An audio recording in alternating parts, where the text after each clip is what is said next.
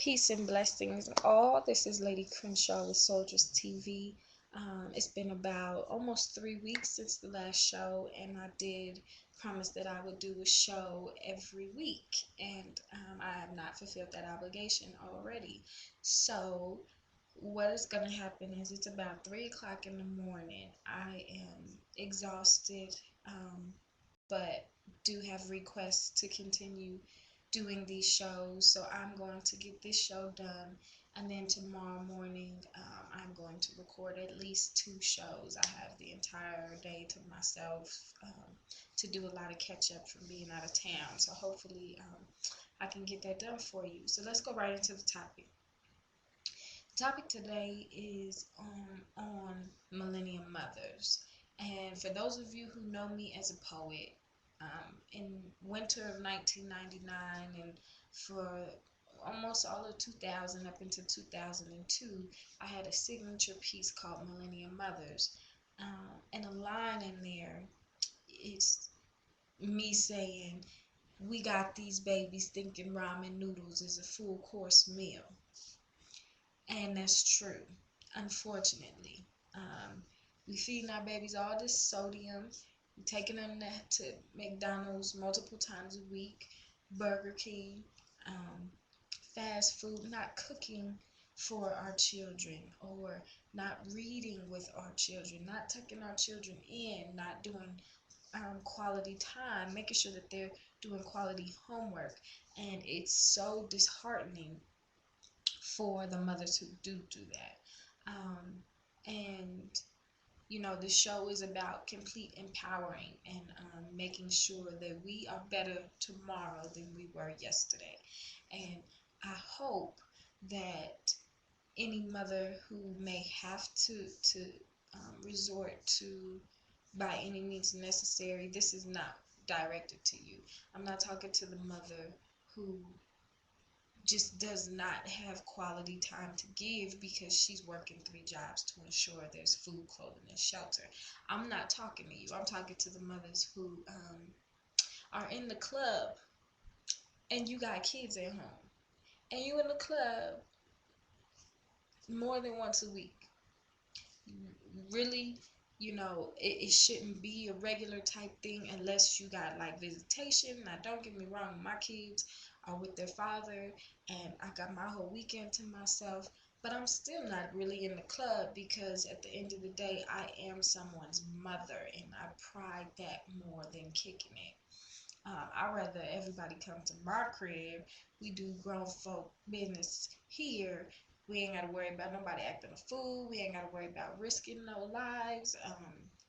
Police, we don't got to worry about none of that because we're home. And more importantly, if it happens to be a weekend where I do have my children and I'm in the mood to hang out with my friends, come to my house because I'm not missing anything with my kids. My kids' bedtime is 8:30, so my kids still getting in bed on time. By the time we start getting rolling on anything, it's about 10:30. My kids is knocked out, and not to say that that should be an option all the time either, but it definitely your kids are affected when they wake up and you're not there, or they go to bed and you're not there, or you're not there for homework, or you're rushing homework because you didn't do it, or because you're not feeding them, because you're not cooking them, because you're not ensuring that they're being bathed, because you're not teaching them how to clean, because whatever. Okay, it's ridiculous, and it's time that sisters, we start taking accountability for motherhood and making sure that your sister next to you is being just as good of a mother as you are, if not better. There's nothing wrong with healthy competition. I see my mom, and I compare myself to my mom so much, and I had a wonderful childhood, and my mother was a single teenage mom, and I had a wonderful childhood. I did not know what poverty was. I did not know what it meant to struggle. I did not know what it meant not to have, and my mother did a damn good job with me. And I compare myself and do healthy competition. And even though my mother provided greatly for me, that does not mean that she didn't make mistakes. So I'm wise enough to realize, okay, my mom she was a little wayward over here, you know, where she really wasn't on point right here. But I'm gonna make sure that I do it because I want to be a better mother than my mother, and that standard is so high that it only makes me better. And I pray that I instill in my children when they have children that they must be better than I was to them, because that's all you're supposed to do as a parent. And when you in the club all the time, or you got a liquor bottle in your hand, or you smoking, or you popping pills, or you doing anything to not directly deal with your children, it affects them. Okay, and it makes them question them, instead of really questioning you, because they're children, so they idolize you right now. And at that stage in their development, in any stage of their development, until they out your house, you don't have a such thing as freedom, player, in terms of what you deem freedom anyway. When you have kids, you cannot just be out there like that. You cannot be letting television be their babysitter. That's another line in Millennium Mothers. You know, we've replaced babysitter with television. Now all our baby girls have to witness is three little babies claiming to be children of destiny. You know what I'm saying? We got, instead of our role models being people of proper character who really are making a difference in the world, our children's role models is Lil Wayne and Kanye West. And not to say that they're not contributing to the community, because I don't know what them brothers do. I ain't fans.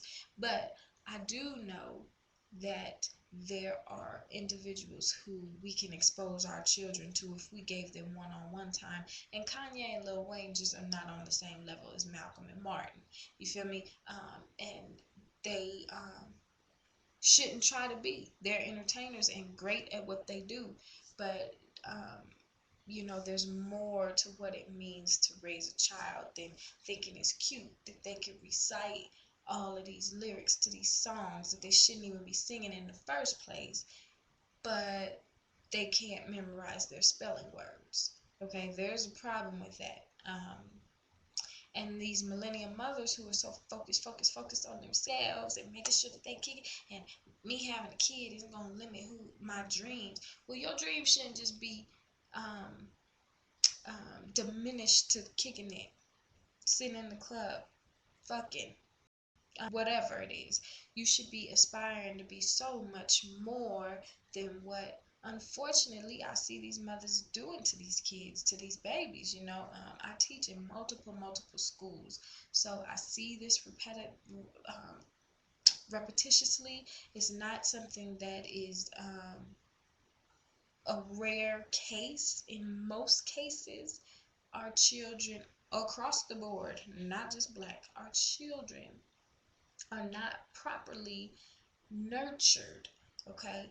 And that doesn't mean they got a haircut, they got good clothes, they got shoes, they got the latest toys, so you're taking care of them. No, that's not taking care either. When I say nurturing, I mean ensuring that you are shaping and molding good principles and a solid foundation in this child's character to ensure that they grow up to be the best that they can be. Now, once they get out your house and they make whatever decision they make, that's on them. But they're no longer your responsibility then. But in the meantime, you should be ensuring that these little boys are grown up to be men in any way. Another thing, women can't raise boys by herself. I got two boys. There's no way in hell I am able to show them how to be a man, even though I'm not with their father.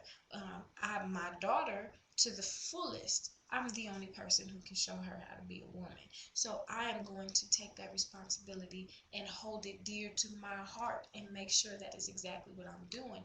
And mothers, we are not fulfilling the roles of mother right now.